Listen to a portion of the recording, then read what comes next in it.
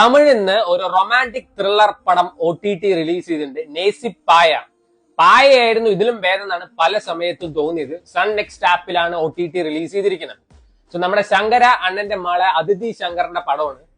Cringe fest എന്ന് വേണമെങ്കിൽ പറയാം. ഈ സിനിമയുടെ ഏറ്റവും വലിയ നെഗറ്റീവ് ആ കൊച്ചനെയാണ്. ഒരു ബോൾഡ് അതേപോലെ തന്നെ സ്ട്രോങ് ഇൻഡിപെൻഡന്റ് ആയിട്ടുള്ള ഒരു ക്യാരക്ടറിനെ കൊണ്ടിട്ട് ക്യൂട്ട്നെസ് വാരി എറിയാറില്ല. അതന്നെയാണ് ഈ സിനിമയിൽ ഫുൾ ഉള്ളത്. ആൾക്ക് ദേഷ്യം വരുന്നുണ്ട്, പക്ഷെ കാണുമ്പോൾ നമുക്ക് ചിരിയാണ് വരുന്നത്. ആ കൊച്ചു പൊട്ടിക്കരയുന്ന ഒരു സീനുണ്ട്. അത് കണ്ടു കഴിഞ്ഞാൽ കരയാണോ ചിരിക്കുകയാണോ എന്ന് പോലും അറിയില്ല. അതാണ് അവസ്ഥ.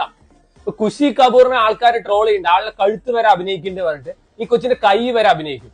ഇവൻ മുഖത്തിന്റെ ഒരു ക്ലോസ് അപ്പ് ഷോട്ട് എടുക്കുകയാണെങ്കിൽ പോലും കൈ ഇതുവരെ വരും. എന്തിനാണെന്ന് എനിക്ക് മനസ്സിലായിട്ടില്ല.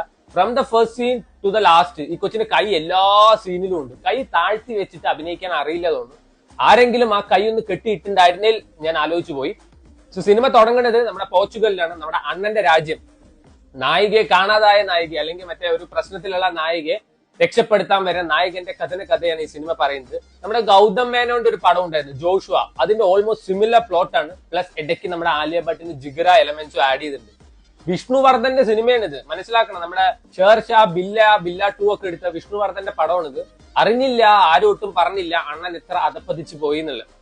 ഇതിന് നായകനായിട്ട് അഭിനയിച്ചിരിക്കുന്നത് നമ്മുടെ അഥർവയുടെ അനിയനാണ്, ആകാശ് മുരളി. ആളുടെ ഡെബ്യൂ പെർഫോമൻസ് ആണ്. സ്റ്റിൽ അതിഥിയെക്കാളും പെട്ടായിട്ട് തന്നെ ആള് ചെയ്തു വെച്ചിട്ടുണ്ട്. അതിഥിയൊക്കെ വെച്ചപ്പോൾ ഫാർ ബെറ്റർ എന്ന് വേണമെങ്കിൽ പറയാം. സോ അതിഥി ഇല്ലാത്ത സീനൊക്കെ ഈ സിനിമ അത്യാവശ്യം കൊള്ളായിരുന്നു. ആദ്യമൊക്കെ നല്ല രസം ഉണ്ടായിരുന്നു. എന്തോന്നടേ ഇതിലും മറ്റേ കർമ്മം കൺട്രാവി ലവ് അറ്റ് ഫസ്റ്റ് സൈറ്റ് തന്നെയാണ് കാണിക്കുന്നത്. നായകൻ നായികയെ കാണുന്നു, ഈ കൺട്രാവി പിടിച്ച സാധനം തന്നെയാണ്.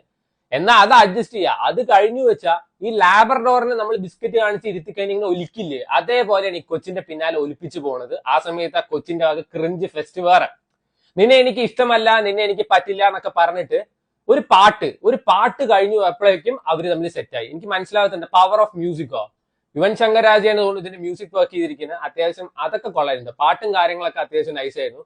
അതായിരുന്നു ആ സിനിമയുടെ അടുത്തൊരു പോസിറ്റീവ്. വേറെ ഒന്നുമില്ല. വേറെ ഈ ലാസ്റ്റ് ഒക്കെ കൊണ്ടേ തൊലച്ചു എന്ന് വേണമെങ്കിൽ പറയാം. നമുക്കിത് കാണുമ്പോൾ ശരിക്കും ഒരു റിയൽ ലൈഫ് ക്യാരക്ടറൊക്കെ പോലെ പല സ്ഥലങ്ങളിലും തോന്നിപ്പിക്കും. അത് നമുക്ക് തോന്നിക്കഴിഞ്ഞാൽ പിന്നെ അടുത്ത സീന് വന്നിട്ട് അവരൊരു സൂപ്പർ ഹീറോ പരിവേഷമാണ് നായകന് കൊടുക്കുക.